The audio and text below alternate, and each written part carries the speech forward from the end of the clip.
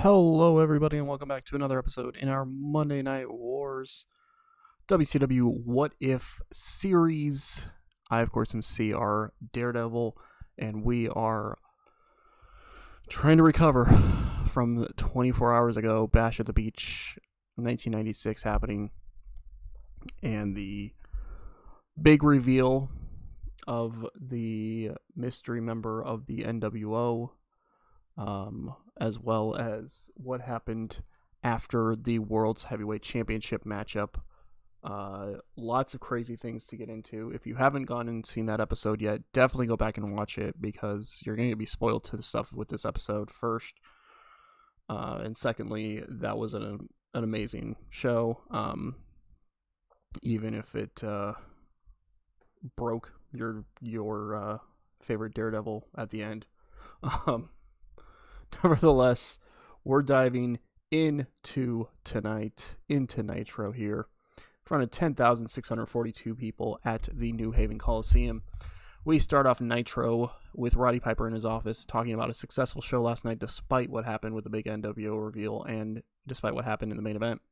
He said that he has demanded Lex Luger be interviewed by Gene Okerlund tonight to see if we can get a reason as to why he did what he did last night. He mentions as well that one thing got lost in the chaos of last night, and that was the result of the United States Heavyweight Championship matchup, as Dustin Rhodes won by disqualification, but Brian Pillman was able to retain the championship because of that. So he says he's not going to let Pillman get away with that. So there will be a rematch in the near future between Dustin Rhodes and Brian Pillman, but tonight in the main event, we are going to see kind of a continuation of that whole thing, as tonight's main event is going to be Chris Benoit teaming up with the WCW United States Heavyweight Champion Brian Pillman to take on Barry Windham and Dustin Rhodes. 98 rating for the segment. Good stuff there. And yeah, that's our big main event announced. It's going to be Benoit and Pillman taking on Barry Windham and Dustin Rhodes. After that, we get another NWO video playing, but this time we get the smiling face of Bret Hart shown. Not sure why this did so rough, other than, I don't know. Anyway, we get the smiling face of Bret Hart shown. Bret says that experts throughout history have spoken of a new world order, a secret power elite with an agenda to rule the world, a group set to take over and control. The difference between their version of the new world order and the one currently invading WCW is that they don't hide in the shadows. The one that you see before them, they do not hide behind in secret or anything like that. They say they are out for many things, but the one singular goal is simple: to rule the wrestling world. And no one, especially not a ragtag bunch of misfits as you saw last night at Bash at the Beach, can stand in their way. So, some strong words from the now fully revealed fourth member / leader of the New World Order, none other than Bret the Hitman Hart. Yeah, we're going to have to see how things play out from there. This, of course, happened. This video played before one of the members of the New World Order had a matchup here tonight. And in a decent matchup, Paul Levesque defeats Kendall Windham in 6:08 by pinfall with an ace crusher. 61 rating for the match, 64 from Levesque, 39 from Kendall Windham. Paul Levesque getting a quick little victory here. Didn't have to cheat to win this one. He won it pretty consistently, or pretty awesome, not awesomely, pretty convincingly is what I'm trying to say there. No members of the group that opposed the NWO last night showing up at this. Road Warriors, we are told, are not here tonight. And then Johnny B. Bad and Steve Austin may be here tonight. We're not sure, but they weren't involved in any of this, so not sure what happened there. But Paul Levesque in a victory for himself here on Nitro. After that, Eddie Guerrero is interviewed by Gene Okerlund. He talks about his disappointment for not getting the job done last night against the Horsemen, but he wants to turn his attention elsewhere. He says he's not challenging for the United States Heavyweight Championship right now, so he's going to turn his attention elsewhere. He's going to turn his attention to something else. He says the one guy in this company earned his respect a few months ago when they fought for the United States Heavyweight Championship. The man known as Steve Austin, and he's watched Steve Austin take on this threat that's shown up here in WCW, this New World Order as they call themselves. Bret Hart brought up a good point earlier, though. He says that Austin has been running around with a ragtag group of misfits. No offense, but the Road Warriors don't bleed for WCW, nor does Johnny B. Bad. He says that Steve Austin needs allies who would fight and die for this company. So he's putting it out there right now. When Austin is ready for the next fight, he'll be waiting. So kind of makes it obvious, or makes it clear that he is ready to fight for WCW against the NWO. We're gonna have to see what happens with that. We're gonna have to see if if there ends up being another match in the near future or anything like that. But Steve Austin has been told in his war against the New World Order that he can have trust in Eddie Guerrero to help him out in that battle. After that, we go back to the ring, and in a decent matchup, Al Snow defeats Brad Armstrong in 7-18 by pinfall with a snowplow. 64 rating for the match itself, 56 from Al Snow, 58 for Brad Armstrong. Just a basic little match. No storyline really behind this or anything like that. A match that we probably would have seen on Saturday night more often, but just kind of a basic match that was happening here on Nitro, and Al Snow, in kind of a back and forth matchup, was able to get the victory. So, good little victory for him on Nitro here. After that, we go backstage, where Lord Steven Regal storms his way into Roddy Piper's office with security guards right behind him. Piper waves off security, and Regal looks at Piper pissed off. He demands to know where Piper is with the investigation into the attack on Earl Robert Eaton. Piper says that Regal may not have noticed, but there's a lot going on in World Championship Wrestling right now. Piper has his sources out there trying to figure out what they can, but he hasn't heard back from them yet. Regal, once again, demands some answers. And Piper says that if Regal can help Piper out, then maybe he can help Regal out. Regal frustratingly agrees to help Piper out, and Piper says that Piper then decides to make a match for next week. Is going to be Lord Steven Regal going one-on-one with Lex Luger. So Lex Luger, the man who attacked his supposed friend, last night at Bash of the Beach after the World Heavyweight Championship matchup, is going to be going one-on-one with Lord Steven Regal next week on Nitro, in what should be one hell of a match for sure. It's not really announced whether it's the main event or not, but it is a match that's going to be happening next week. On top of that, in case you may not have remembered from me announcing it last week on Nitro, we are going to have Rikishi Fatu and the Giant going at it next week on Nitro as well, which, to be fair, I wanted to reiterate it now, but there is a segment coming up kind of talking about that as well. So anyway, 90 rating for the segment. Good stuff there. After that, Chris Jericho comes out to the ring with this unknown individual that helped him out last night at Bash of the Beach, and introduces his best friend, Lance Storm. Lance Storm is his best friend, and Chris Jericho says that as the WCW television champion, it means he is the champion of television. He is the one that you will be tuning in to your TVs every single Monday night to see, and that he will be featured on Nitro each and every week heading forward. Alex Wright then comes out. Of course, Alex, many could say unfairly screwed out of the WCW Television Championship last night, thanks to Lance Storm. Alex Wright comes out and says that if Chris Jericho is going to be on Nitro, then Chris Jericho should have no problem defending the Television Championship against him here tonight. Jericho says that he beat Wright last night, but if Wright really wants a fight, he can take on Lance Storm right here and right now. And that match itself, maybe. That match itself gets a 54. Not a great match, but it is what it is.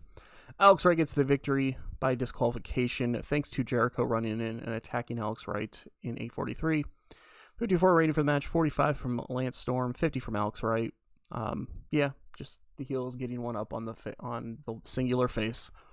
Gonna have to imagine that Alex Wright may have to go looking for some help if he wants to deal with the odds advantage against him. But we'll have to see how it plays out. Nevertheless, Alex Wright gets the victory here via disqualification. After that, Harlem Heat are backstage, and Stevie Ray is pacing in frustration.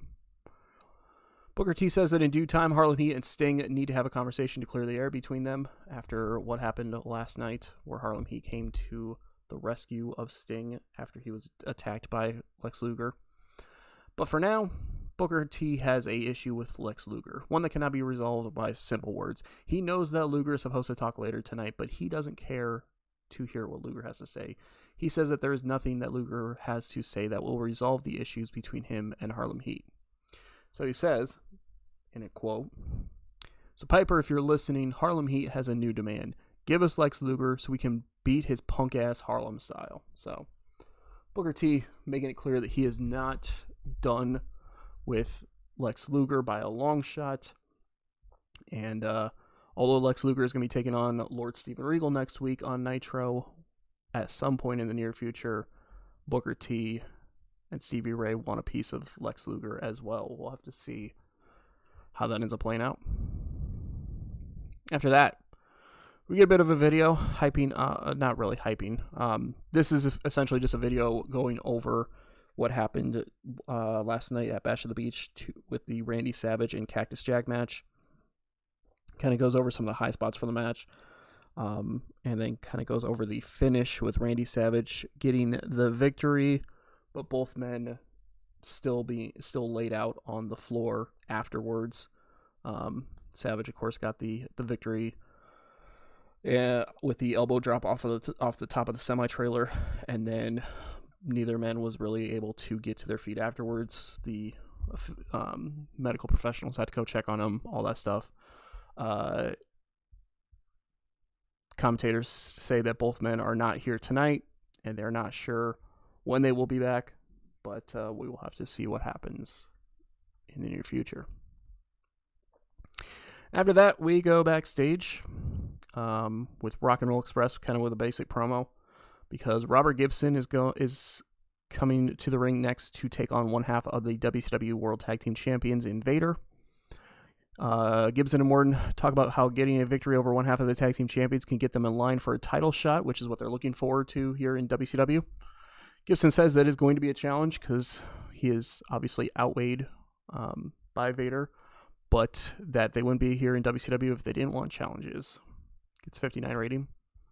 Match itself gets 61. Not too bad. Vader defeats Robert Gibson in 6:39 by pinfall. 61 rating for the match, 72 from Vader, 52 from Robert Gibson. Gibson tried his best against Vader, but could not get the job done. And, one half of the tag team champions kind of proving why he is just as much of a dominant force to have to deal with in WCW as his tag team partner, the WCW World's Heavyweight Champion, Bam Bam Bigelow. By the way, Ricky Morton and Bam Bam Bigelow were at ringside for this matchup, but neither one of them really got involved in the finish. They were just kind of there cheering on their partners. After that, Rikishi Fatu is interviewed by Gene Okerlund backstage, only for the interview moments into it to be interrupted by the Giant. Giant kind of puts his hands up saying he's not interested in fighting Fatu here tonight because he's going to destroy him next week on Nitro, so he has no reason to get in a fight with him right now. Fatu says that Giant can talk all he wants, but next week he's going to get revenge for the initial attack many weeks ago. The Giant starts laughing at this point and asks if that's really what this is all about. The Giant says that he was simply in a bad mood that night and Rikishi Fatu was in the wrong place at the wrong time. But that Fatu is about to see him in a really bad mood next week on Nitro. So kind of a little bit of a look into seeing, that's apparently, obviously we all saw it, where that's kind of where this started, was because of, this all started because of the Giant attacking Rikishi Fatu many weeks ago. But now we kind of get it, kind of get confirmation that that's really why Fatu is coming after the Giants, because of that. But the Giant didn't really think about that. He didn't really consider it a thing at all, that would be the reason why Fatu is coming after him. So kind of a clarification as to this whole storyline, really. Gets 78 though, which is really good. After that, the Horsemen are backstage, where we see Brian Pillman, Chris Benoit, and Ric Flair, and somebody new standing there. We don't know who it is. It's a female, but we don't know who it is. It's not the female that's on there right now. Not the Diamond Doll, but you'll see there in the first line of text below there who it is. It is an unnamed female at this point in time. We don't know who it is, but she is standing there with the Horsemen. Kind of standing there specifically with Benoit and Pillman. It's kind of one of those things where you see it's Pillman, this female, Benoit, and then Ric Flair, kind of all standing around each, kind of together somewhat. But the Horsemen are backstage, and Pillman is talking about how ridiculous it is that he has to defend the championship against Dustin Rhodes again in the near future, how he retained the championship against Dustin Rhodes, and how it's not very fair that Piper's put him in this position. Flair tells him not to worry about it, though, because the championship will stay with the Horsemen no matter what. They represent excellence, and the United States Heavyweight Championship will remain a part of excellence. Then Diamond Doll's Page walks in with the Diamond Doll, both holding champagne. Page asks for the doll to start pouring out some champagne for his fellow horsemen, he specifically says, but Flair stops her. Flair says that Page has been working well with the Horsemen, but he still hasn't earned that spot yet. Page looks a little bit annoyed, but calms down and asks what the next step is. Flair tells him to make sure that his next step is to make sure that Benoit and Pillman win tonight in the main event. So 82 rating for the segment. For some reason, Brian Pillman did not do well without a script to follow, which is kind of weird, but it is what it is. Nevertheless, Page still not officially a member of the Horsemen yet. We'll have to see if that ends up happening in the near future. But apparently the next step is to make sure that Chris Benoit and Brian Pillman win in the main event tonight. After that, we go to the ring. We got Gene Okerlund standing in the ring, and he introduces Lex Luger. By the way, we are turning Luger. I didn't do his gimmick change yet. That's all right. We're turning Luger at this point because Luger, I was supposed to turn him last night at Bash at the Beach, but I kind of forgot to. I forgot to put it in that segment. But Lex Luger comes out to a chorus of boos. Gene Okerlund asks Luger about last night, and Luger says that everyone has been coming up to him in the last 24 hours and asking why. Why did Luger do what he did? But everyone is asking the wrong why question. You see, they shouldn't be asking why Luger did what he did. They should be asking why was Sting not there? Sting is supposed to be Luger's friend, yet every single time he went after Harlem Heat, Sting tried to back him off. Sting didn't have his back. He stood in Lex Luger's way. Sting was supposed to be at his side, helping him out, and yet Sting was so focused on the WCW World's Heavyweight Championship that he put it before his own friend. So now Sting doesn't have to make a choice. He has no friend. But before Sting can come for the gold again, he will have to deal with Lex Luger.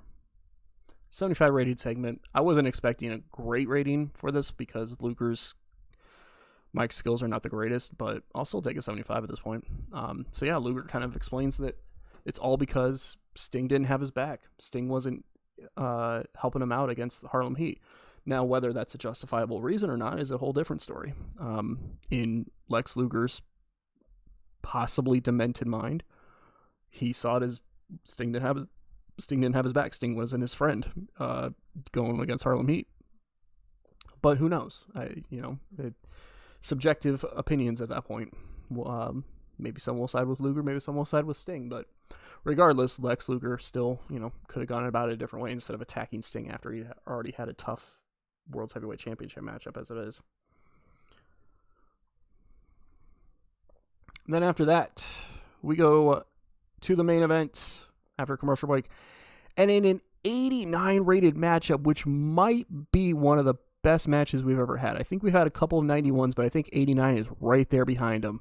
In an exceptional matchup, Barry Windham and Dustin Rhodes defeat the Four Horsemen in 13:31 when Barry Windham pinned Chris Benoit with a quick cradle. During the matchup, Diamond Dallas Page distracted Dustin Rhodes. Barry Windham was the weak link and had a 72 rating, so that's saying something. Dustin Rhodes with an 85. Chris Benoit with an 88. Good Lord, when the hell did Chris Benoit suddenly perform with an 88 rating?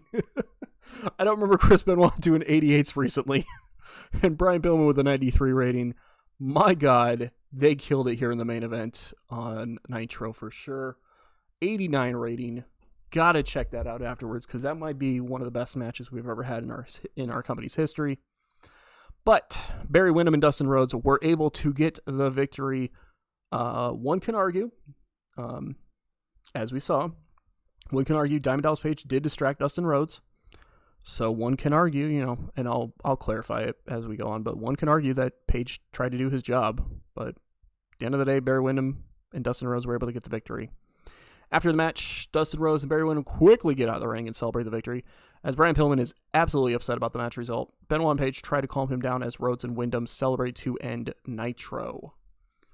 So we get the logo down there. The commentators are signing off. But before Nitro can come to an end, there's something suddenly happening in the parking lot as Eddie Guerrero is seen getting beaten down by members of the New World Order. All four wrestling members, that is, putting the boots to him as DiBiase stands nearby laughing. Steve Austin makes his first appearance of the night, showing up and immediately starting to fight with all four men. But unfortunately, the numbers do get to him. And Nitro does come to an end, unfortunately, with the New World Order standing tall over Steve Austin and Eddie Guerrero in the parking lot. So once again, the goddamn NWO getting the advantage. Nitro gets a 90 rating. Hell yes. Increased popularity in 36 regions. As usual. Absolutely killing it. Absolutely killing it. Yeah. Crazy stuff. So, we might start getting a little bit of restrictions with our broadcasting. I didn't want to cheese it, but TNT, the television channel that obviously shows Monday Nitro, for some reason in this mod is set to only big companies or higher. And so our contract is coming up with Monday Nitro, with TNT and Monday Nitro, and I wasn't allowed to renew it because we're not set to a big company right now.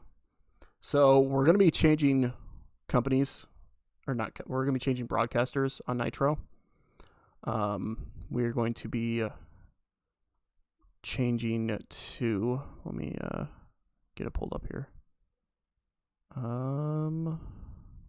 Right, okay. So we're going to be changing to TNN. TNT, they're not interested. We have to be big size, and we're not big size. We probably will be big size in a few months, but we're not big size right now. So we're going to be on TNT. I only did a 6-month deal because hopefully, quote unquote, or cross your fingers, hopefully, in 6 months we will be a big size. What this means is we still have the same coverage in the America in this, but we're losing our coverage in England. So I do need to find a provider in England for us to have for Nitro. I did forget to do that when I was setting those up, but we are going to have to do that. But going to look at a couple of things on here. Of course, we have our ratings. Once again, WCW killing it. 14 shows on TV this night, and we were 4th of the 14. We finished only behind The Simpsons, The Daily Show with Jon Stewart, and Roseanne. But we beat out Monday Night Baseball, so that's something. And obviously, as you saw, we beat out Monday Night Raw. This time we are getting dangerously close to doubling them up. Now that might change a little bit when we switch to TNN. I don't think it will though, because we still have the same coverage in America. So as long as I can get roughly the same coverage in England, then I should be okay. But we might lose a little bit of our viewership at that point. We'll see. But basically doubling them up. They only had a 71 rated show.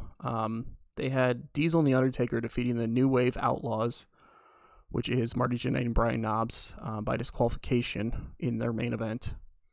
Otherwise, the rest of the show was rough. After that main event, their highest rated thing was a 72 rating for a backstage segment with Sonny. And everything else was kind of downhill from there. So rough stuff for them. But yeah, there's that.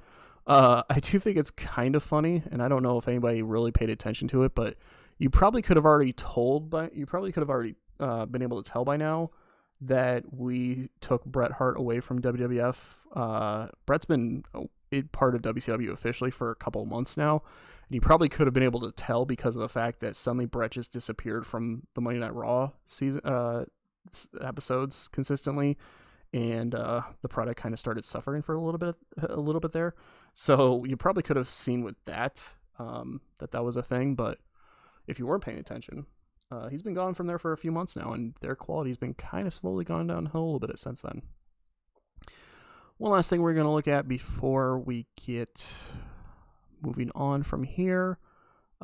This Nitro was tied for our second best Nitro of all time, as this Nitro was at a 90, which you can see at number 7 there, but technically it was tied for second best because we've had a couple of 91s and then a bunch of 90s here. Still our highest rated pay-per-view was Halloween Havoc 95. But to be fair, I'm okay with our pay-per-views not doing as hot because I'm doing other things with our pay-per-views. Still, though, Bash of the Beach was 33rd, so it's not terrible. I'm kind of doing other things with that. Top 100 matches, as you see right there. Number 6, Barry Windham and Dustin Rhodes defeating the Four Horsemen to an 89 rating. Technically tied for third best overall. Flair and Savage from Halloween Havoc did better. Sting and Eddie from a Nitro a few months ago did better. And Sting defeating Lord Steven Regal back in February did better. Otherwise, right there. So that is huge. That tells a lot about those 4 men that was in the matchup here tonight. Definitely tells a lot there. Top attendances. Our Bash of the Beach was lower than Great American Bash in attendance-wise only because we ran an arena for Bash of the Beach that was the max of that amount. And Bash of the Beach and Great American Bash was run in the Southeast, I believe, so would have had more people there. And then buy rates wise, though, I mean, Bash of the Beach wasn't too far behind Great American Bash, so we're still killing it. We're still killing it across the board. We continue to get better and better as we go on. And yeah, we're going to have to see how things play out from there. But thank you for watching. Definitely appreciate it as we continue to really run crazy with WCW here. And next time, it'll be another episode of Nitro where we're going to have the Giant and Rikishi Fatu going at it one-on-one, as well as Lord Steven Regal taking on Lex Luger. So that should be 2 really great matches. But thank you for watching, and we'll catch you guys next week for another episode of Nitro.